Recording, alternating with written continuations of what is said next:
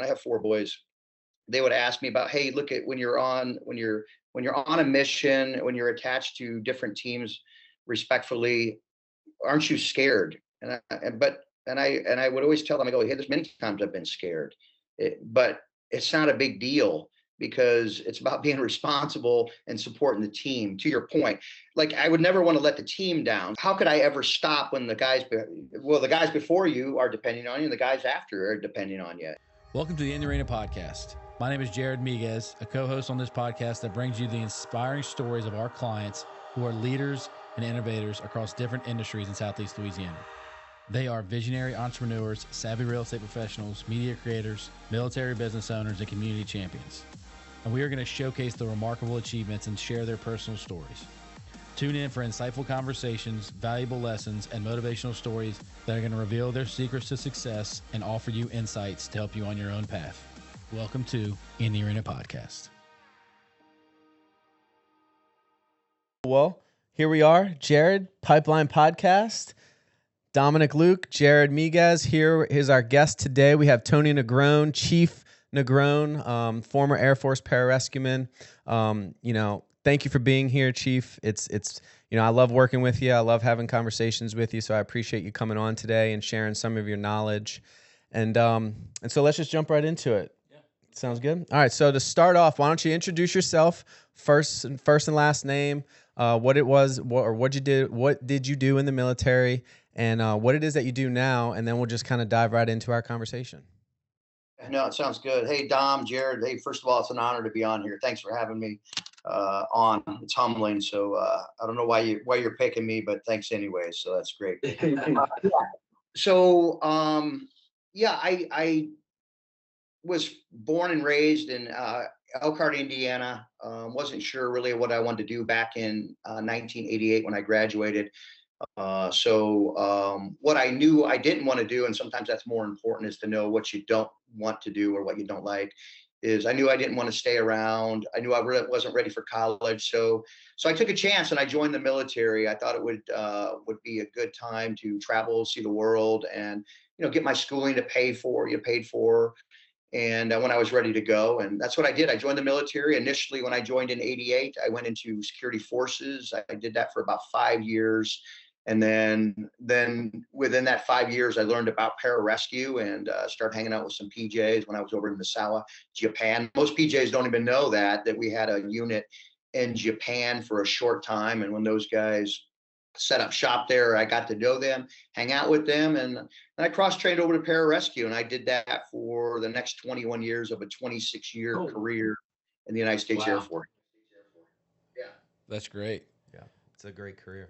Yeah, man. Look, the purpose of this podcast is it's a business podcast, but I mean, the biggest thing that we want to do is we want to honor the service of you guys and the people who sacrifice their time and their family's time and their energy and some of y'all's friends' lives to serve this country. So I mean, 21 years that's a long time, and 26 years. And I just want to tell you I appreciate it, and I'm looking forward to hearing more about your story, just so we can learn more about it and things you're applying to business now. So, what did you have? What kind of encouraged you to get in the military initially?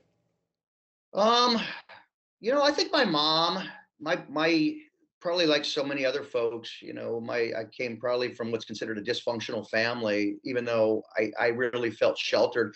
My parents split when I was young. So when I was about 1, my parents split, but I had a very strong mother, and obviously she had to be the disciplinarian.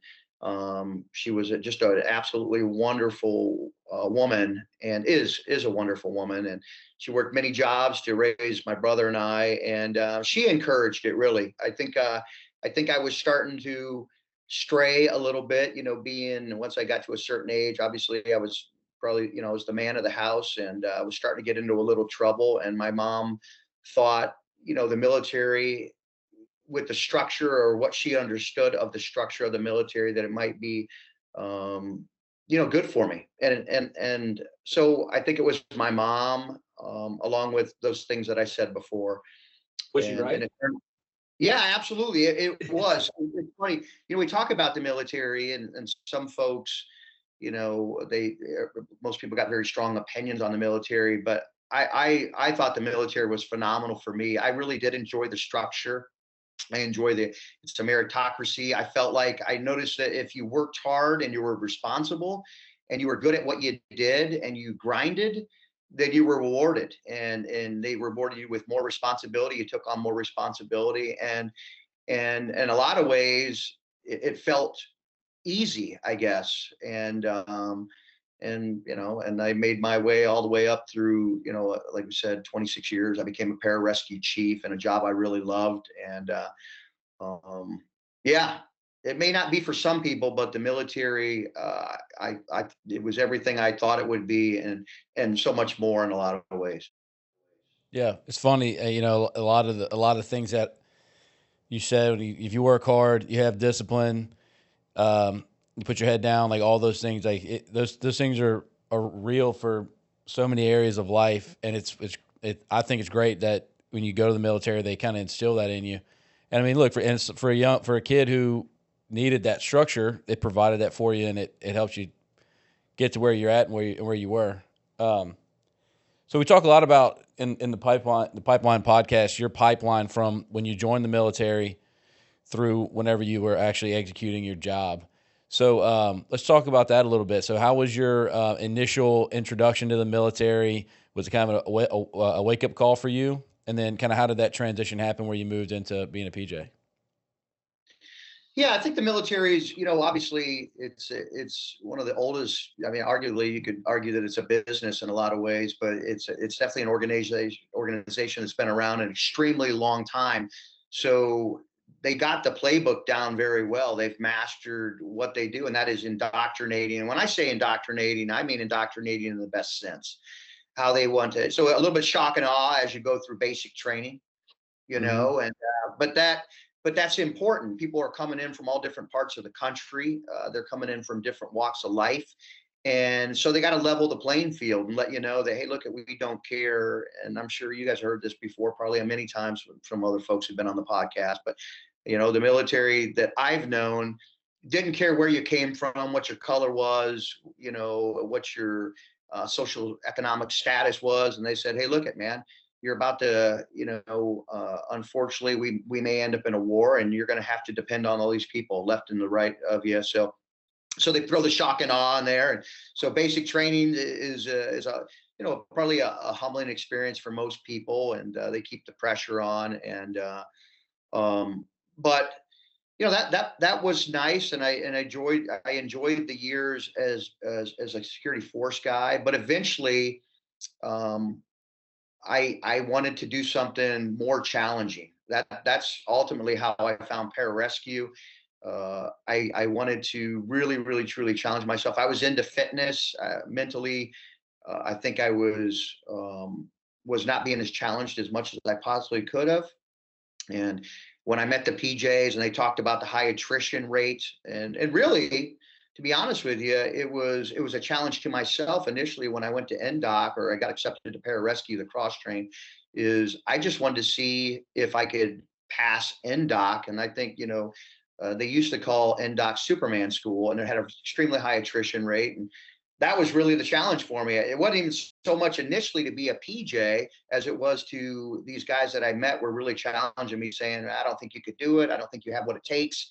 And so it was to go down there and challenge myself. And subsequently, obviously, things lead to another. The next challenge becomes, okay, can I be how can I be the best PJ? How can I be really good at my job and help the military on the battlefield? Yeah, I can imagine that NDOC is probably weeding out people who don't have the mindset of trying to be the best version of whatever they're doing in life. And yeah. And we've talked about this with a couple of the guys that were in special operations. They said, and I asked this question, like, what do you think was different for you than the other guys who fell out due to that attrition rate? Like, what did you have that was different than those other guys that went through the same thing you went through? Well, everybody initially, and Dom knows this, everybody initially, when you're on the bus and you're making your way to NDOC, or if you're making your way to the SEALs selection course or any of those really elite, tough type of programs, as you're making your way there and you're on the bus and you're starting with 100 plus guys, they all think they're ready for it. They all truly think like, this is for me. I really want to make it. The difference is and I get into a lot of mentorship these days of helping guys through programs like this. And you have to invest the time on the front side. And what I mean by that is you got to put the rigor and make it truly a goal. And, that may take a year for some folks, that may take longer. But you got to put the time in, because if you don't put the time in and you don't put the rigor and the dedication, you don't have the foundation to fall back on when things really, really, truly get tough. And so if somebody thinks they can go to a lot of these programs and just on a whim and go down there without the foundational support of, your mind knowing, hey, I've put the effort in, I've grinded, I've lifted weights, I've ran. When things get really, really, truly tough and you're at the bottom of the pool and you can't make it back up, and without that foundation, that's where you make these time sensitive decisions that unfortunately, many guys, they feel they want to be there, but then when something goes wrong and they pass out underwater or they can't make a run and they're on the gunnel and the instructors walk up to them and go, hey, either get the hell back in the water right now or ring the bell. Most guys ring the bell. That's why I try to tell folks, you got to put the time in, the mental toughness and the rigor. It's very, very important. Otherwise, when these decisions are made, you might choose the wrong decision. And the sad thing about it is, it's not a big deal when people who haven't invested the time into one of these programs, it's not a big deal when they quit. They can walk away from the program and go, hey, I tried it and I failed out. And because they haven't put the time and effort and the rigor, they don't think about it. But to quit on your dreams is something else. So if you put a lot of time into something and then you end up quitting, man, it's going to bother you way, way down the road. You actually might be in your rocker going, God, I was so close. I can't believe I quit on my dream. So I always tell folks, I'm like, hey, be really, really careful about quitting. It's one thing to have the instructors remove you from the course because you're not passing. But you can handle that. You can, in your mind, you can handle it. But man, to quit on your dreams is a whole nother thing. So I always try to tell folks, hey, if you're going to go down there, put the time in. That'll help you be stronger when things get tough. And don't quit on your dreams, because man, it'll bore a hole in your heart if you do that. That's just my thoughts. Yeah, 100%. So when you were making the decision to leave security forces and go into the pararescue community, what was your driving force? Was it just because you had these other PJs that you had met saying, hey, you're too small, I don't think you're going to do it? Or was there something deeper inside of you that was like, no, I have a bigger purpose here? Because, we've talked about it a lot on this podcast.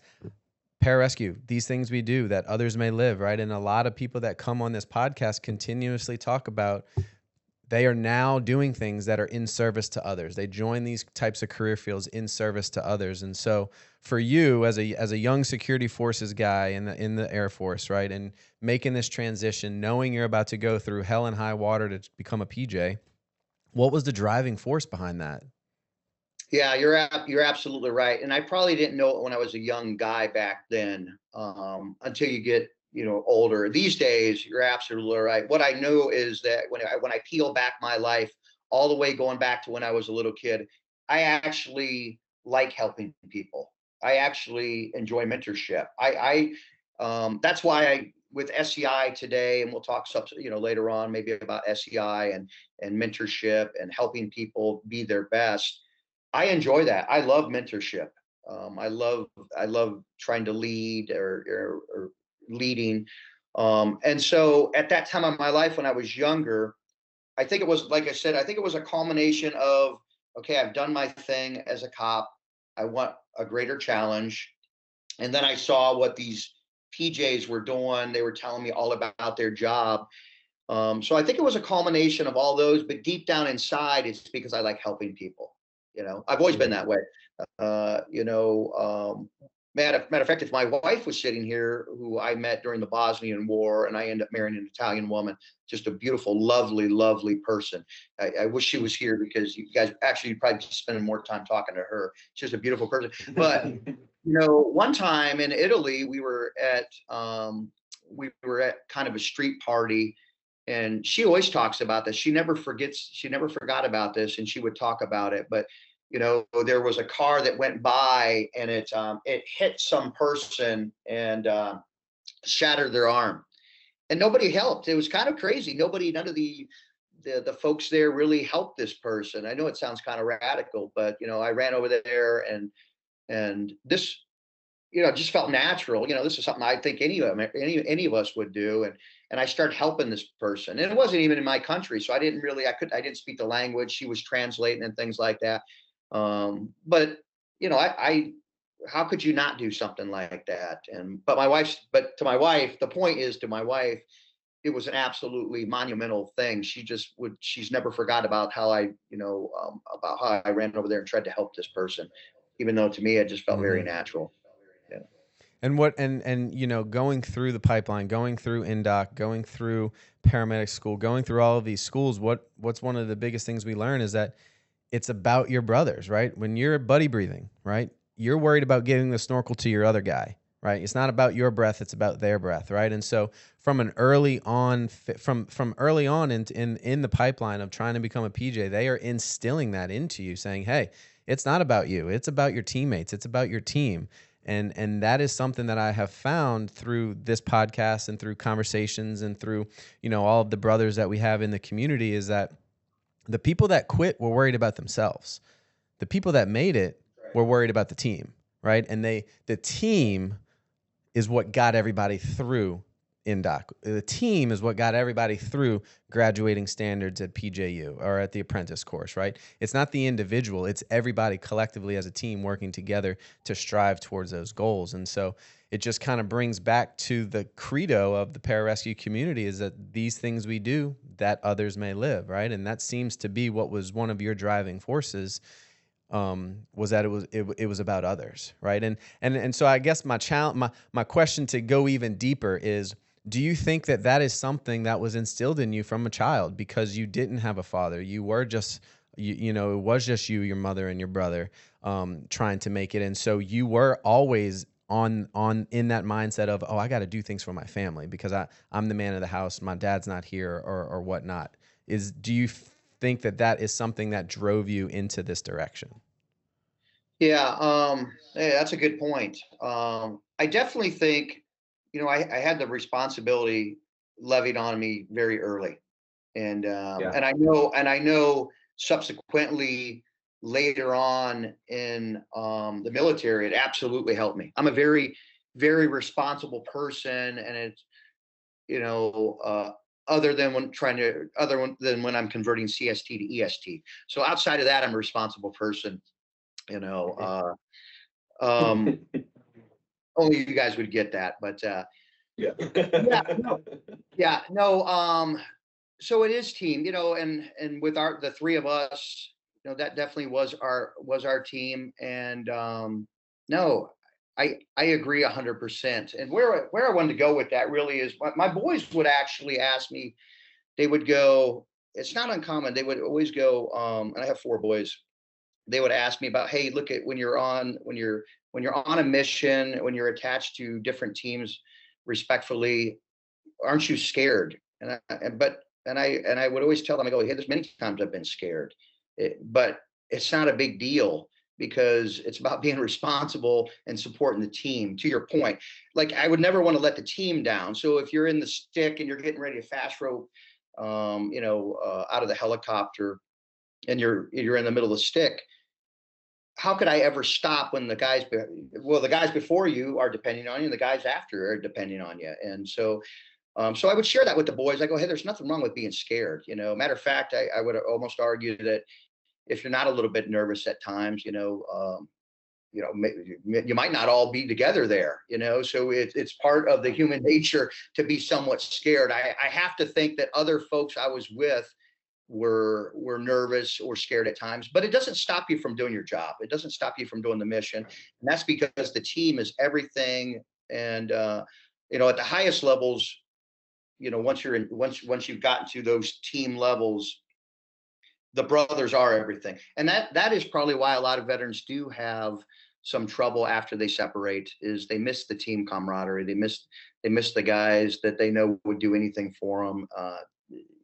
God forbid, even, lose their life for their teammates. And yeah, we have no shortage of heroes in our communities, as you know. Yeah. Yeah. So moving through your career, right? So you go through INDOC, you go through all of the pipeline schools, you get through to the apprentice course, you get donned your maroon beret, right? You're now an active duty pararescueman. Where was your first duty station? Yeah, so my first duty station was actually as a PJ was Cocoa Beach. Yes, Oh, very cool. nice. Yeah, it was They had Cocoa an Beach. active duty unit? Yes. So Oh, back wow. in the day, back in the day, you had two units there. You had a reserve and you had an active duty. The active duty, when I got there, was within about a year, it closed down and went to Moody Air Force Base. And Okay. for the reserve, obviously, it's funny because the irony was when we first heard that one of the units was going to close down, both units, and I was young, so the active duty guys were actually thinking that, hey, maybe it's going to be the reserve guys who are going to close down and somehow go somewhere else. But how naive we were. The reserve guys weren't going anywhere. As you know, reserves, Yeah. they're established into the community. They have all these jobs that they're doing outside of that. So the active duty guys absolutely had to pick up shop and move. And we went to Moody Air Force Base. And now 55 PJs got locked down and all went to Moody. One guy escaped. That just happened to be me. Not really sure how that happened, but when all the unit went to Moody Air Force Base, I actually went to England, the 321st in England. Oh, wow. Oh, cool. Yeah. Cool. Yeah, which I was very So excited. you Which I had- was excited about. Hey, I was like, okay, well, I can go to Moody, Georgia, or the UK. I think I really want to go to. I want to go to England, so I was excited about that. Yeah. That's really cool. So, I mean, you had a really long, distinguished career. You've done a lot of things, made it all the way to a chief. I mean, you committed a lot of your energy, time, and love to the pararescue community. And for a young guy like me in the community, I look up to people like you who have done so many things in the pararescue community. I guess my question is what are some major lessons that you've seen or that you've experienced in your career from, the start of it all the way to chief, all the way to becoming a chief and a functional manager? There's a lot there, and I'm sure we could talk all day long about all of the lessons that you've learned. But as we're focusing more on business and people that are listening to this podcast saying, hey, I'm thinking about getting out, or I'm thinking about transitioning, or I don't know what my next move is. What are some important lessons that you've taken away from the career field that you have now applied here into your civilian life? Well, one of them is that some folks, and I've tried to mentor a lot of folks along the way, and it goes back to what we were talking about grinding in the moment. Like nobody rises to the top and gets to these key positions, or even gets to become successful in life without. They don't get there on their own. I don't care what anybody says. They're not getting there on their own. They may think they're getting there on their own, but they're really not. Now, you have a part in that, and your part is to do your job well, to be the best you can be, to grind. But make no bones about it. Outside, 2 rooms removed or 3 tables removed, there are people who are, and we'll talk specifically about the military, that are giving you opportunities to excel, who are writing awards for you, who are saying, hey, we got to send somebody to this course over here or this program. Who's it going to be? So the lesson I would pass on, I try to pass on to younger folks coming up is, make sure you're doing the best in the position you're in at the time. Okay. Because that's how you're viewed at that time. And you want to capitalize on opportunities as they arise. And you want your supervisors, your chiefs, the people around you to be able to use you to help them capitalize on those opportunities. So in order to do that, you have to be the best at where you are at your position in life. Okay. So if that's a young PJ as a member, be the best member. If that's a supervisor or, you know, a journeyman or a middle manager, then be the best there. And that way the folks around you will help you reach your goals. It's a team effort. You're not getting there by yourselves, you know. Yeah. So Yeah. that's just As a chief, and how much of your time and energy was spent thinking about where the guys that were coming in that you were managing wanted to go next? I mean, we all having conversations about those types of things and talking about goals and what their next steps were and where they want to ultimately be as a PJ. And what was your role in all of that? Yeah, it's huge. Well, as a chief, you know, there's a crossover. As you know, you make chief, you know, you kind of go, you know, from the ops soup senior type of position, but at some point you step into the position of the chief, you know, which is the, you know, the senior enlisted guy in that organization. He is the conduit, you know, of the commander to weigh in on the morale, the culture, even real estate, and I mean real estate to grow the organization. But your number one job is to take care of your people. So as a chief, you spend a considerable amount of time. You have to be intimate. You have to intimately know the days of ranks for all your people, all their family, everything about them, any issues they might have. That is your life. That is your life. You know, so if you know you have a dry, like we're in the op soup office right here, but a chief's office, he would have dry erase boards or whiteboards up around, and what you would see is all the people in the organization, who their family is, what their names, their date of birth, their time in service, time in grade, are they eligible for schools. So that is a chief's number one job, is to help his people reach their full potential. Maybe that's the best way to say it, and to take care of them. So, Whatever issues they might have, he should be on that, you know, very, very deeply and rapidly. Yeah, and so I mean, you're a heavy leadership position. It sounded like, and on one of our prior episodes, we interviewed a Navy SEAL, and he talked about the definition of leadership. And you know, he thought about that a lot while he was in the SEALs. He finished up at West Point teaching a class on leadership at the end, and he had his own definition of leadership. So I know I'm kind of putting you on the spot, but I'm really interested to know from your perspective what leadership means, and you know, your life experiences and how all of that kind of impacted how you believe leadership should be applied to business and to what you've gone through in the past military. Oh yeah, no, you are putting me on the spot, but you know that's what you're supposed to do on. That's why we're here, man. That's why we're here. So I guess leadership to me is, well, first of all, you know, it's not like you get to a position one day and now you're a leader. So that doesn't really work that way, and I would argue with anybody who says otherwise. I mean, as you know, as a young cop, even in basic training, you could be a leader, you know, an influential leader, somebody who's mentoring along the way, who is in receive mode and in a giving mode. It's a nonstop process to me, and I think it will probably be that way the rest of my life. You know, you're always learning, but you know, leaders are you know, if you just want to kind of throw some characteristics, I think they're, at least my leaders probably have been people who throughout my career within the military and within business have somebody I could depend on, and I've learned from, you know, the way they influence, the way they represent, the way, you know, if you want to go TTPs, if you know, the tactics, techniques, and procedures, they've inundated in all those areas the best practices of how to influence, how to advise, how to guide, and how to mentor people to get the job done and be the best they can be, I guess, you know. Lifting others up, helping them become the best, the best version of themselves almost. Yeah, absolutely. I know that didn't sound very profound in a lot of ways, but that's leadership is it's deep. There's a lot of different areas in there when it comes Yeah. to leadership, and it's just a broad topic, you know.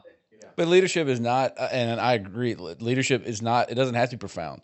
It's just it is completely it's selflessly thinking about the others around you and how can I make them better versions of themselves and care for them so that they can grow. And whenever you were talking about having the dry erase board and having everybody's priorities, their rank, the characteristics about them, and you're studying and learning about them, I can imagine that over time and in your heart you're thinking, how can I help these people accomplish whatever they want to accomplish? And that's your success is directly related and tied to how well they succeed. And there's no way that I can't imagine you being in that leadership position without showing those characteristics and traits, and then somebody giving you the responsibility or feeling you deserved or had the ability to help people accomplish what they wanted to accomplish.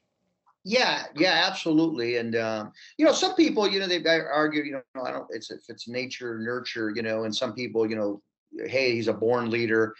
But I would argue some people truly, and we've met people like this our whole lives. Some folks, and I've had chiefs and leaders where it's just very obvious. Every single makeup of their fiber of their body, they care about people. That's just how they are. Everything they do. You pass them in the hallway, and hey, how's your second son doing? And I know he's coming up on a birthday. I'm like, well, shit, man, that's a lot of time and energy for you to know freaking shit like that. But Yeah. but that's just what they do. Some people are like that. And then there are folks, they're maybe it doesn't come natural for them.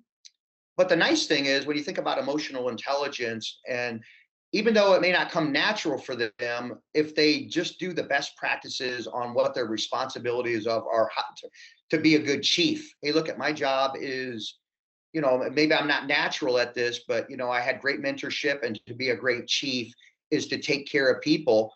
They can put the time and effort and really get to a pretty freaking high level of Yeah. taking care of people, even if it's not natural for them, if that makes sense. Along the lines of leadership, I want to I want to keep going with this topic here, but I want to move it into because when you left the military, what year did you separate, or what year did you retire? 2015, officially Okay, so 2015, January 2015. Okay, so in January 2015, you retire, right? You leave the military after 26 years as a chief, as a leader in a leadership role within the pararescue community. You then step out and you're like, okay, now what do I do? Right? And for you, you went, you now have two beautiful businesses that you run, Fusion Cell, that's on your shirt, SEI, which is a professional development company that you run ropes courses and medical training out of. But it didn't just happen like that for you. And so how did you take your mindset in leadership around running a squadron, running a team, running a whole organization, right? And then apply that into business? Yeah. So going back to just a little bit back from what we were talking about, always being ready and positioning yourself so you're in the best capacity and mindset to capitalize on situations. So this was a perfect example. So you're right. I made my way up to chief, and I could have done 4 or 5 more years. Matter of fact, that was an option I looked at. Okay, and because the better you position yourself, you want to have options. Who doesn't like options? Options just gives you a perfect world to be in. Hey, what do I want to do? So I absolutely could have stayed on, but I'd been a chief 6 years by this point. So at 26 years in, I'd been a chief my last 6 years. So I spent more time in the chief rank than on my other ranks. Okay, and Yeah. and my next job, I had already done that. Okay, so I could have finished out the 4 years. An opportunity came along, and Dom, you know this. SEI had been established; it was been around since '96, and an opportunity came along for me to buy SEI, and that's what I did. I matter of fact, I'm very analytical. Okay, so what I did is I take these dry erase boards, and I'm like, okay, let's look at my options. Where can I go here? And I start to break them down, pros and cons. And what I realized is I want to do something different. I want to challenge myself again. Not that I wasn't being challenged in pararescue anymore, but I wanted to go outside my comfort zone. We all know that, hey, that's where you do most of your growth. Is when you step outside your comfort zone. And I'd been a pararescueman, I'd been a chief, and I wanted something else. So when I broke it down on a whiteboard, that seemed to be the best option. And the nice thing was I had positioned myself. I invested money along the way. I was at a key position where I could actually buy a business, or at least buy a portion of the business. And I learned a lot about business, which is businesses are very expensive. So I had to go, I had to go and get more money, but at least I had a starting point is what I'm saying. So the point was I had a starting point. And in my head, because coming from the soft community, from coming from the highest levels of this community and the military, I'm like, even though I don't have a degree in business, I had no background in business, I just thought, well, man, I'm going to try that. I think it's going to be fun. It sounds exciting.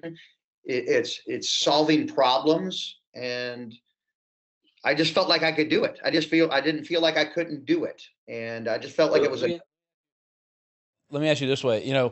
We've talked about this a lot, and one of the questions I like to ask is, like, what was the most challenging thing that you went through whenever you went through your pipeline? But to kind of put a little spin on that, I believe that people who function at the highest level have gone through something in their lives that made them realize what it meant to actually work hard. They've gone through some experience, whether that was voluntary or involuntary, that showed them that this is the effort you have to put in order to be successful at something, like truly be successful. My experience was law school, because like I said, tell everybody, I'm not the smartest person in the room, and I didn't enjoy going to school.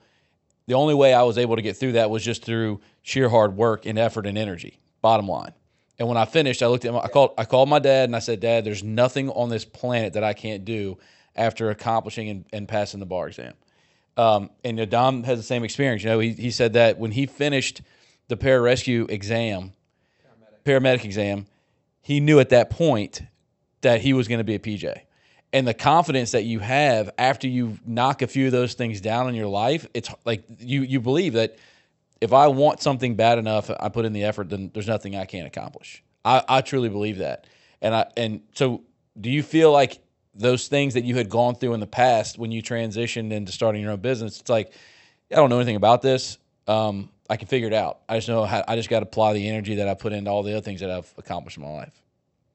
Yeah, absolutely. And that's actually why I tell, and Dom knows this, but that's why when I go and maybe talk at one of the units about transitioning out of the military, I do go, hey, if anybody has an interest in business, I suggest you try to pursue that, because I already know that. And we have a strong track record. You guys are interviewing those folks right now. We have a strong track record that shows if our type of guys decide, if they should so desire to go into business, they're probably going to be successful. We already know right now, anyways, not even at the highest levels, but military veterans do very, very well in business success. So now you're talking about, when you talk about grabbing even some of the top tier folks in the military, there's no doubt they're going to fail. I mean, we got plenty of friends that I'm sure you guys are getting on your podcast who are running phenomenal business, doing very, very well, very successful folks. And it goes back to just kind of what you said, when you start to look back through the walls that we've completed along the way. It's almost like resiliency. Resiliency works the same way. You think, well, this is the toughest thing I've ever had to do. There's no way I could get through it. And then you get through it. And then 3 weeks later, you're like, well, crap, man, this thing I'm dealing with right now that thing last 3 weeks ago was nothing compared to what I'm dealing with right now. And then somehow you get through it. I've been doing that my whole life through pararescue. And so now anything that comes along, I'm like, man, I already know I'm going to get through it. That's resiliency. Yeah. But the same, to your point, it's kind of how I see the business stuff. There's nothing in my mind that I don't think I can't do. It's just a matter of, do I have the energy am I willing to, make sacrifices again for my family? But if I decide I want to do it, or any of us decide we want to do it, yeah, there's nothing we can't do. And I truly do believe that, Yeah. med school, go ahead. Yeah. Wait, you finish. I want to hear about med school. Keep going. Well, med school, in my head, I'm like, well, if I wanted to be a doctor, I guess I could do that. But then I go, I didn't do very well in school. That might require a lot of freaking work, but it's just a matter of, do I really want to put that, it might take me 20 years to graduate, so I might not be around then. So it's just, you got to balance some of that. But you're done. Yeah. So, I mean, part of, this is, like I said, this is a business podcast, and we talk a lot about your military history, because I believe that the experiences that you had and what you've gone through is going to give so much, there's so much value there that, and lessons that can be applied to business. And so, I've become passionate about this podcast being a way for current military personnel who are thinking about transitioning out to understand that people in my position find value in people who you can rely on to show up on time and come to work ready to work, and they know how to solve problems in the way that they all were taught in the military. So, that is something that Dom and I want people to know, is that there's people out there, there's businesses that value the things that y'all have learned in the military. So, I think everything you're saying is on point, and I appreciate the insight on that. Yeah, and I want to take this opportunity too to really dive into your two businesses, right? You got your shirt on with Fusion Cell. Since we're already on the topic of SEI, let's just dive into that a little bit, and then I want to dive into Fusion Cell, because there's a lot of value there for especially the people that are listening to this podcast. But tell us a little bit about SEI. You bought the company from Chief Fisk, turned it into what it is today. What are some learning points there, and what is the future of that business for you? And then we'll get right into Fusion Cell as well.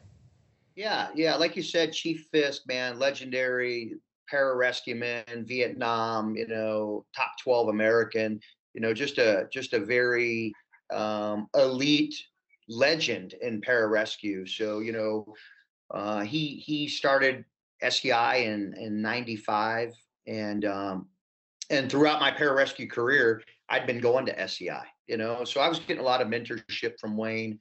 And, just a phenomenal. And he was a very, he ran it very professionally. So back then, SEI was built more on mountaineering and medical. Matter of fact, it was built around the STOLS course, the Special Tactics Operator Advanced Life Support course, STOLS.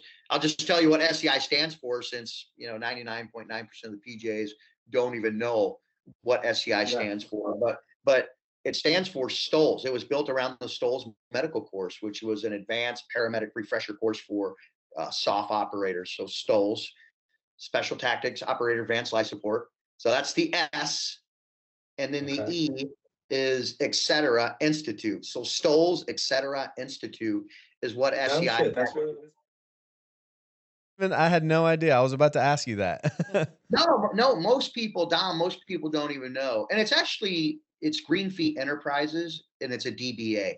So DBA SEI, that's what SEI stands for. And 99.9% of the PJs don't even know that, An established school. It's been around for a long time, and so how have you grown that business since you've owned it? You bought it in probably 2015, 2016, 2017 timeframe. From then until now, you've grown it into a professional development. You do mentorship. There's a lot there. So why don't you tell us about it? Yeah, and obviously that's how businesses have to evolve and adapt. And, Wayne got it to the point where he got it based on, the needs of that day. And being a PJ chief, my goal going in when I bought SEI is I like the leadership. I like the mentorship stuff. I saw a lot. And this is where you and I cross over with the Pararescue Foundation. But, I was, tired of, like many folks, a lot of my friends are divorced from giving 20 plus years to the military. They were divorced. So SEI, I wanted to move SEI more into a direction, restructuring more in the lines of, so we absolutely do the mountaineering, the medical, the tactical, but there's other wings in there that today, have really, really grown. Matter of fact, I would say one of our number one verticals in AICI is professional development, the Pro Dev Academy. We have a professional development, a Pro Dev Academy that it talks about all the stuff we're talking about right now, with courses on values, morals, and ethics, negotiation, storytelling, persuasion, emotional intelligence. That is probably our number one vertical. And we also have a vertical in POTIF, preservation of the force and family, resiliency. And so it's not uncommon matter of fact, I'm working a contract right now with one of the units. We'll run their whole offsite resiliency program because, that's the stuff I find enjoyable. It's very dynamic. The mountaineering and the tactical stuff is awesome also, but the families, the relationships, meaningful and trusted relationships is really where I wanted SCI to grow into. And that's where it has grown into. And let me say one last point. Oh, go ahead. Is this leverage for the military community, or is this something the civilians can do? Yeah, so it's predominantly for the military. We have run courses for vetted. When I say vetted, folks that are one or two people removed from our communities and relationships. We've run courses for if the need arises and it's a vetted type of business or a relationship, because we're big on that. Cool. And yeah, everything. Sure. And let me say one last thing about, so we have a lot, SCI does a lot, but for the sake of this podcast and what I like to get out there and what I just gave the 38th brief on is that, SCI everything's custom and tailored, but really I wanted them to think about SCI as, anything that you've ever wanted to do, or you had thoughts about doing and you haven't seen it out there, let SCI put that together for you. And so it's really a very out of the box type of company, at least I think it is. And so that I leave people with when we go out and talk about it, whatever you can think of in your head, I mean, you're only limited by your imagination. Let us put that together for you, whether that's working with specific countries, teams, professional sports, top C-suite personnel. That's what we do a lot of. And again, I'm gonna put you on the spot again. Part of our firm, we have a lot, like we talk. Yeah, part of our firm, we have a business consulting arm, and we talk a lot about purpose and values. And we believe that in order for you to scale your business, you've got to have values that you can filter decisions through, and you got to have a purpose that you're working towards every single day, that you can always come back and recalibrate back to what the purpose of your company is on an annual, quarterly, weekly basis, however you're tracking and holding your team accountable. So for SCI, do y'all have a set of values and a purpose for what y'all are doing? Yeah, we absolutely, I mean, I think we have, you're right. I guess we have the perfunctory, hey, check out our mission statement and values and stuff like that. But I would argue that, well, our values are deeply rooted in, I kind of assess, and the people we bring on board, I spent time in JSOC and I was very intimate with our process and how we bring in folks. So I apply the same lessons that we've learned there, which are, I don't let anybody into our company who is not totally and 100% in line with, at least my values of how we're going to do business. And that is, hey, look at the customers, everything, but it's so much more than just giving them great training. That's just a given. So giving great training for anything we do is just a given. We're actually, the other 50% of the equation is the experience, taking care of them, taking care of their families. And that's tough. That's actually tough for people to wrap their head around initially when you think about, but that is my equation. My ratio is probably something like that, 50-50, 60-40. We're going to give them a lot more than what they've asked for, and we're going to take care of them and let them know that they're now part of the SCI family. And Dom's got experience with that, and I hope our reputation out there is that. But that's what I want it to be. That's our goal for SCI. That's our goal for Fusion Cell too.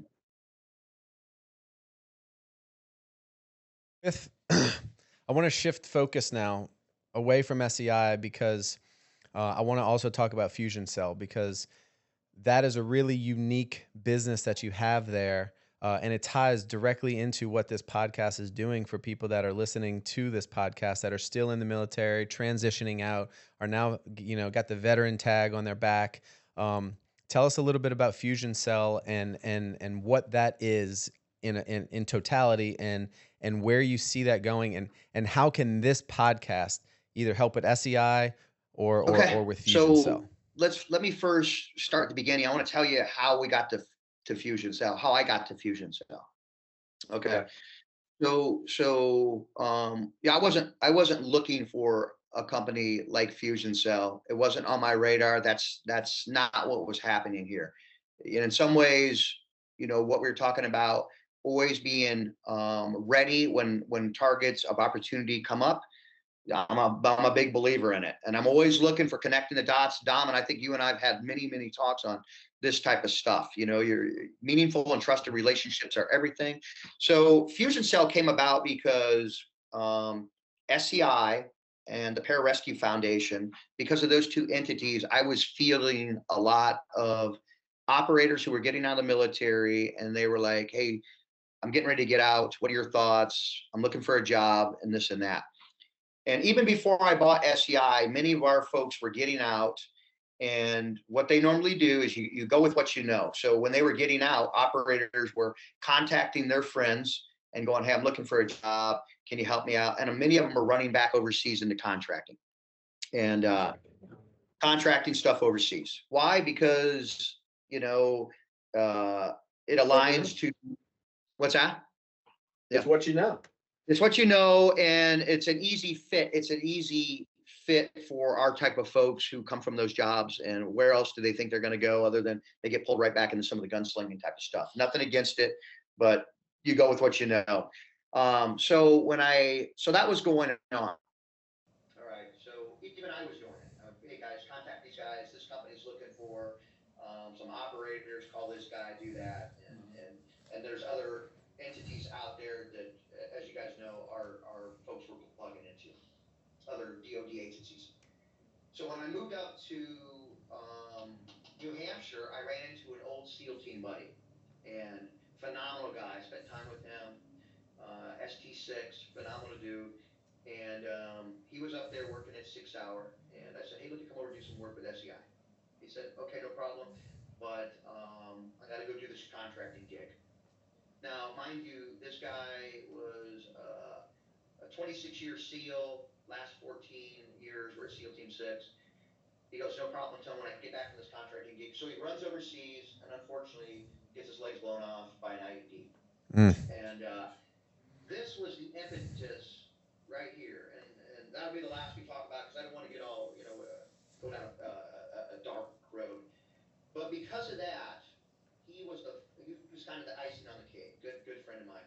And when I looked back through some of my friends, I could come up with 4 or 5 guys that had been hurt, maimed, or killed after serving in the military, and were hurt, maimed, or killed post-military in the civilian sector.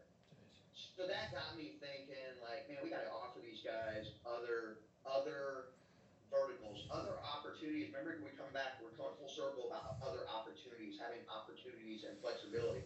So I met this guy, Jack Heath, and who was a very prominent iHeartRadio talk show host, was doing tremendous work up here for veterans in New England. So him and I got together, and it was a joint idea to start up Fusion Cell.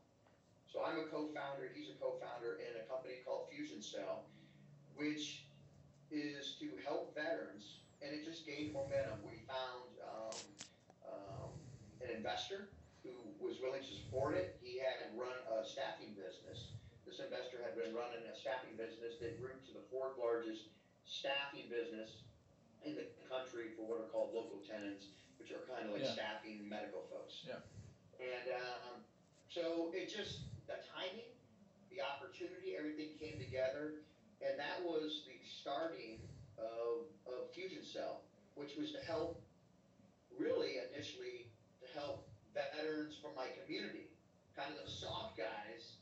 The irony in the whole situation is that once it started to grow, the soft guys are still the hardest guys to get jobs for.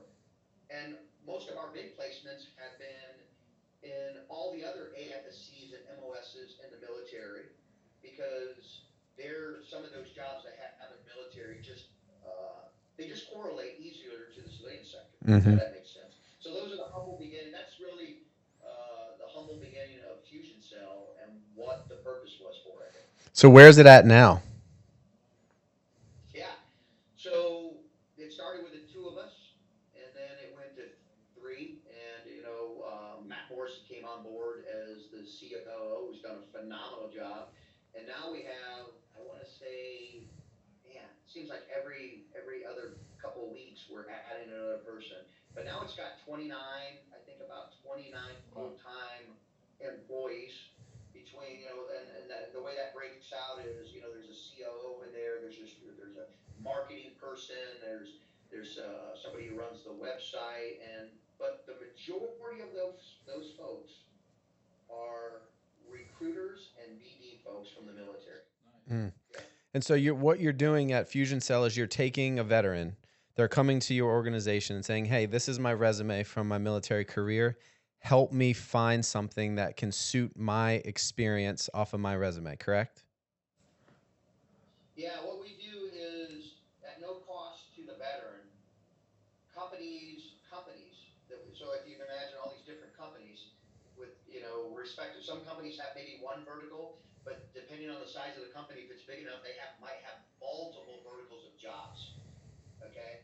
They're paying Fusion Cell to find military talent for their companies. That's awesome. That's what we're doing. That's what we're doing. And I didn't want a transition company. There's so many transition companies. There's so many nonprofits. But the reason why I didn't want a transition company is because a lot of our folks go through transitions. I can name some of the best transition that you guys are both very familiar with. Commit's a wonderful one. Honor Foundation. Yeah. These are top transitioning companies. I recommend all of our guys to go through if you are allowed to go through them. The difference is I wanted a company at the end of the day. What's it really matter? You go through 6 transition programs, you still want a job. What you Right. need is a job. Yeah. So Fuel is not a transition place. It is to try to get you a freaking job. That's what it is. It's a staffing company to staff veteran talent into American companies. Yeah. That's awesome. I mean, I love that. So I got a million questions about how y'all are able. How do y'all find the right job for these military guys? Is it based on like technical job duties, or how much of the intangibles are y'all leaning on whenever you're helping somebody find a job? Like personality. Well, the nice thing is the difference between Fusion Cell and a lot of other staffing companies is every 99.9% of Fusion Cell is veterans. So they know where to get the talent. We know where to get the talent because we come from the military. Yeah. So when I meet somebody, a company, a potential client, what we call a client, and they're like, hey, we're looking for this type of people. And, like I have all these different MOSs and AFSCs. Somebody over here in the back room's like, well, that's this. I know exactly where to get that. I know their pipeline. I know their training. So we truly understand the military. And the nice thing is that when you bring in some of the top talent, like I said, the guy who's investing and in Fusion Cell knows staffing. So we got people who know staffing because they came from the staffing world. But the part that's really missing in a lot of these companies is they just don't know how to access the veteran world. Nor do they. Maybe they don't care, and maybe there's a little bit of that. Um, but we do care because we come from those worlds, and I want to see veterans get jobs after. What good is it to shore up your country and serve for all those years, and you've given everything? The military expects no less than everything, because it's the profession of arms. But the sad thing is, you go to get out, and the civilian sector doesn't really understand you. You Mm-hmm. know, if you were working over at Wayfair and you're the COO, you can bounce right over to Google, and they understand what that is. They understand what your job is. You don't have to go any further. Even as soon as you say what you did, they understand it. Even without even looking at with your resume and getting into all the details. Man, when you're in the the military, you're E1 through E9, you're a lieutenant, all the way up to about a 1-star. You're just kind of lost in the mix. Yeah. What's an op suit? Well, what's this? What's your purview? So, to your point, Jared, what you were saying earlier, they just don't have a strong understanding. So that's what we're trying to do. We're trying to just, trying to fuse that gap. We're trying to level that playing field a little bit.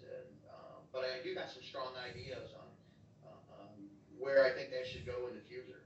Where it should go in the future. And I'd like to chat about it too. But I'll let you guys ask some more questions. Yeah, we'll definitely have you back on the podcast to dive even deeper into that.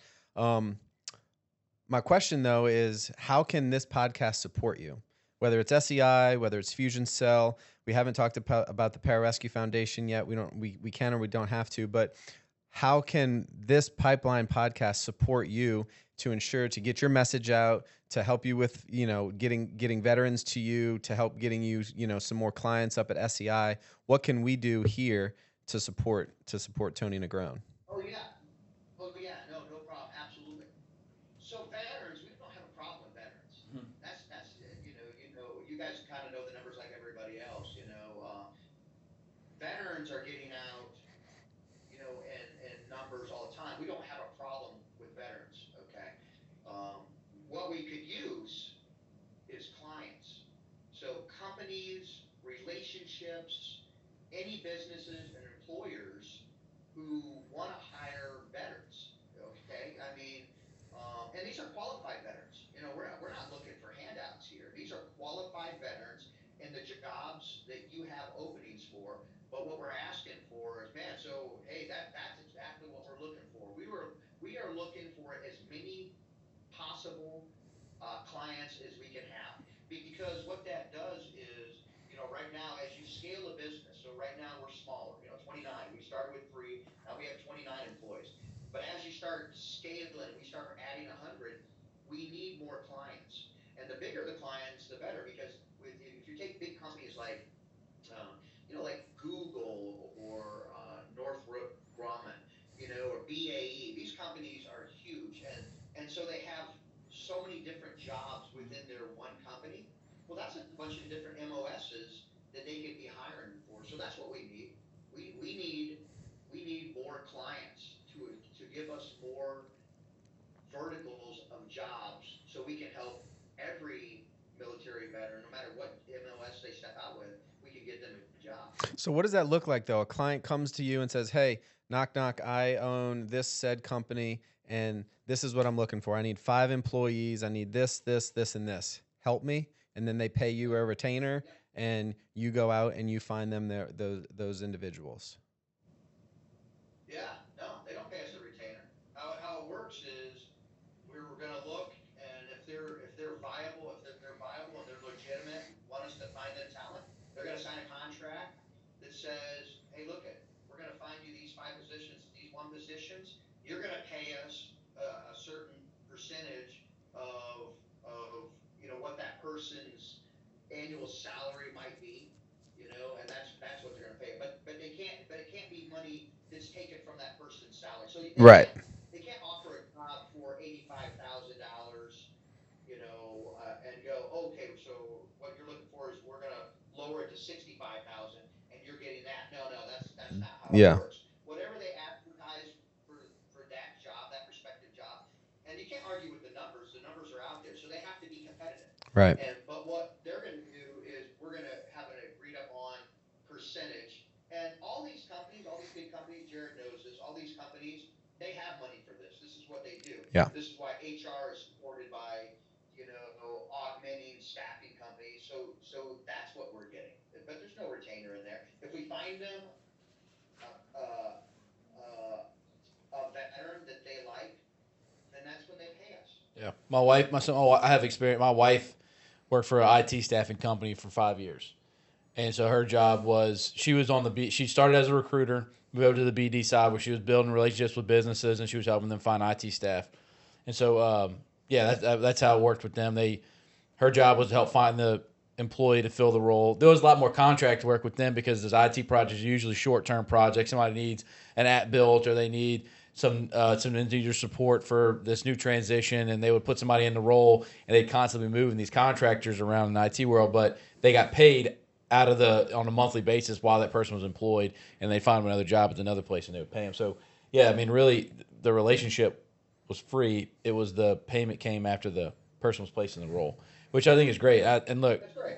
yeah, I think it's great. So what we do, again, on the business consulting side of our practice, we work with a lot of businesses, again, helping them create a business plan, establishing a set of values, but we also help them, in whatever need they have. So if somebody's looking to scale in an employee, we'd be happy to pass those relationships on to you, so you maybe help them find a veteran that would fill that role. I think it's great. Yeah. Yeah. Well, listen, man, I want to stay true to time because I know that you're a busy guy and, you're traveling with your son right now, and I don't want to take any more of your time. But before we close out, I think it's appropriate, you and I being on the board of directors for the Pararescue Foundation, we give a shout out to them, and just whatever you want to share and the mission for the Pararescue Foundation. Let's just, spend a couple moments talking about that, and then we'll close it out. Yeah, no, that sounds good, man. And yeah, hey, man, something obviously that's near and dear to my hearts is the Pararescue Foundation. So I guess I would just say two things. So one would be to PJs and our combat rescue officers is that, hey, look at, obviously this is your foundation. Nobody gets paid. It's 100% transparency. This is one of the best investments you could ever make. It comes right back to you. Every single dollar comes right back to you. Whether that's some sort of financial burden or something happened, a tragedy, or now we're doing educational type of things. But one of the things I like to say to our community out there is that you could go on the website and you could read, hey, these are the pillars, family, tragedy, or education, resiliency. There's some pillars in there, but at the end of the day, what I'd like to leave you with is don't worry about the pillars. I'd like to leave you with, hey, whatever's keeping you, distracting you from being an extraordinary pararescueman, a husband, a father, a son, then if you're having something that's taking your mind off of that, then reach out to the Pararescue Foundation, see what we can do to help you out, because that's what we're here for. It's your foundation. You guys, I want you to think about it like that. And Dom, I know Dom agrees on that. And then for folks who, if you're looking for a foundation to support, then man, I obviously I'm biased because I was a PJ, but I can't think of a better foundation. There's many great foundations out there to support, man. But these things we do, like Dom said, these things we do that others may live. Very altruistic in nature. Very, very few people join the military, especially at the highest tiers of SOF. Their job is to neutralize and to kill bad guys, and we absolutely need that. But man, then you got these just a wonderful organization out there called Pararescueman that their job is to save lives, and they work at the highest levels, trained at the highest levels, tier one levels, to do everything the other guys do. And it's something everybody can get behind. I mean, what a wonderful foundation, an organization, a community to get behind. Not only is it in combat, but the humanitarian aspects of what they do, even for folks who maybe don't have, maybe they don't think as highly of the military as I do. Pararescuemen save lives around the world. They support NASA, and when they're not in combat, they are saving lives in humanitarian efforts. To include recently, not too long ago, the Taiwanese, I think it was the Taiwanese cave rescue. Yeah. So yeah, Yeah. that's what I'll say about pararescue. Yeah, well said. And I'll just add on to that because, the pararescue community, we're small. We probably have maybe 1,000 PJs in the whole world, right? Maybe 1,000. Whereas, you look at a lot of these other special operations careers, whether it be Rangers or SEALs or, MARSOC or whatever, there's thousands of them, right? And so they also have multiple different foundations, right? I know the SEALs, they have who knows how many foundations they have. Rangers, who knows how many foundations they have. You know how many PJs have? We have one. It's called the PJ Foundation, right? And so for the people that are listening to this podcast and trying to figure out, hey, where do I donate money if I want to support the mission, if I want to support these types of men, it's the Pararescue Foundation. We're the only 501c3 out there that supports specifically to the pararescue community, right? And it's really cool because as we've grown these past few years, it's been really great to see our retreats start to stack up. We weren't, initially just offering 1 or 2. Now I think we have 5 or 6 that are coming up the pipeline every single year that, whether you're at active duty, whether you're retired, whether you're separated, whatever, you have access to these retreats. If you put on that Maroon Beret and you served and you served as a pararescueman, the foundation is here to help support you in whatever those things are, right? And so, it's a big thing that I hold dear to my heart, and I know you do as well. And being on the board of directors for that foundation has been, it's been for me a learning experience, but it's also been my way of being able to give back, because you and I both, we still have brothers that are in the community that are still going out there, doing the job, separating their time from their families and their friends. And so this foundation is here for them to build them up and to support them in whatever they need. So thank you for being a part of it. I love working with you. And yeah, we can just leave it at that. Cool. Well, before we close out, let's thank our sponsors. Why don't you take it away? Who we got? First, if you haven't visited Pro Dreams out on 190, it's a sports memorabilia shop. They've got great artwork. They have some artwork in the studio. Also, the Arena Collective, law firm and title company. We're here in St. Tammany Parish in Louisiana, Southeast Louisiana, supporting businesses and veteran-owned businesses. And so, you're a real estate professional or your business owner in the area, you need some legal help. That's what we're here for. And then Lettuce Media. They put out all of our podcast content, all of our video content for the collective, for the pipeline, and all that stuff. So Lettuce Media, Pro Dreams, Arena Collective, a shout out to those 3 companies. Yeah. Also for sponsors, I want to shout out to SEI. I want to give a shout out to Fusion Cell. I want to give a shout out to Pararescue Foundation, and then Love More. My wife and I, we have a yoga studio here in Louisiana, and looking to branch out and have some other studios around the country as well. But if you're looking to learn how to move your body, if you're looking to learn how to heal your mental health and connect your breath with your movements and start going down that road, Love More is a place to do that. And then my other business that I have is Guardian Rescue Innovative Training, GRIT. It's an executive coaching, performance coaching business, working with CEOs and executive leaders on how to enhance themselves to get their organizations, to get themselves to that next level of performance. And so that's who we are. That's our sponsors. And man, it's been great having you on, Tony. I love seeing your face. I love having these conversations with you. I can't wait to get together and enjoy a beverage with you and catch up, man. Yeah. Thanks, Tony. Appreciate you, buddy. Yeah, thanks for having me on, guys. A real honor.